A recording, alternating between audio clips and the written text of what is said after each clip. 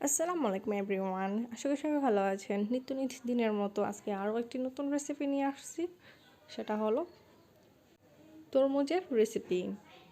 আমরা বাসায় তরমুজ না ফেলে দিয়ে এইভাবে রেসিপি তৈরি করে খেতে পারি। আসুন চলে যাওয়া যাক মূল রেসিপিতে।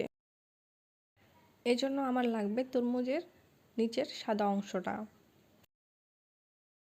আমি তরমুজগুলোকে চামড়া থেকে ছাড়িয়ে নিয়ে এখন আমি এগুলোকে কুচি করে কেটে নেব। তরমুজগুলোকে কুচি করে কেটে নিয়েছি। এখন আমি চলে যাব রান্না করতে।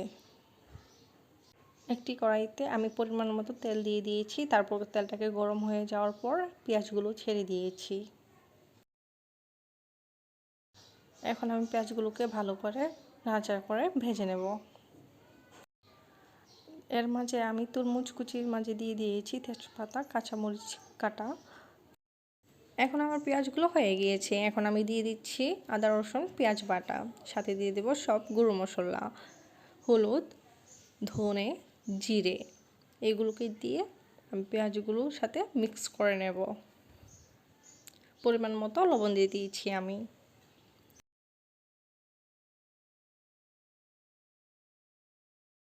আমি কিছুক্ষণ নাড়াচাড়া করে মশলাটাকে কষিয়ে নিয়েছি। এখন আমি এর মাঝে দিয়ে দিয়েছি তরমুজের কুচিগুলো। এখন আমি নাড়াচাড়া করে মিক্স করে নেব। তারপর ঢাকনা দিয়ে ঢেকে দেব। যদি আমার রেসিপি ভালো লেগে থাকে তাহলে আমাকে লাইক, কমেন্ট, শেয়ার করবেন এবং বাসায় যদি আমার রেসিপিটি ট্রাই করেন তাহলে অবশ্যই কমেন্টের মাধ্যমে জানাবেন কীরকম হয়েছে এবং আমার চ্যানেলটি সাবস্ক্রাইব করবেন এবং নিত্য ভিডিও পাওয়ার জন্য বেল আইকনে ক্লিক করবেন।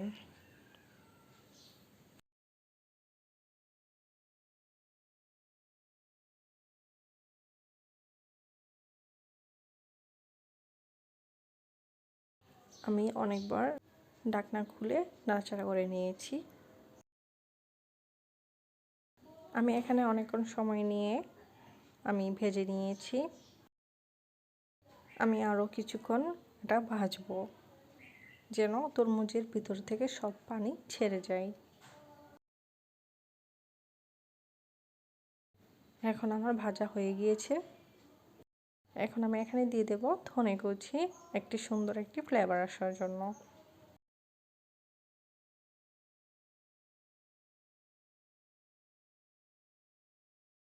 আমি ধনে কুচি দেওয়ার পর এখন এটাকে মিক্স করে নেব।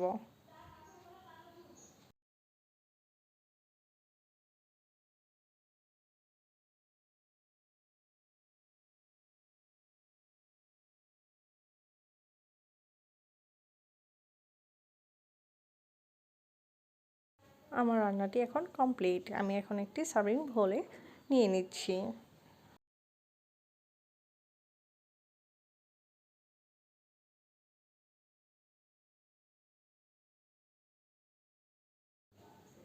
আমার নিয়ে নেওয়া হয়ে গিয়েছে। আপনারা দেখতে পাচ্ছেন ভাজাটা একদম মিষ্টি কুমড়োর মতো হয়েছে।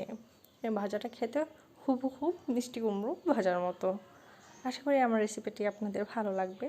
যদি ভালো লাগে অবশ্যই সাবস্ক্রাইব করবেন। টাটা, বাই বাই, ভালো থাকবেন আগামী দিনের জন্য। আরেকটা কথা, এভাবে রান্না করে খেয়ে দেখবেন বাসায় কীরকম লাগে। এটা রুটি দিয়ে বা পরোটা দিয়ে খেতে খুব ভালো লাগে আমার কাছে। আপনারাও ট্রাই করবেন। যদি আপনাদের কাছে ভালো লাগে আমাকে অবশ্যই কমেন্টে জানাবেন।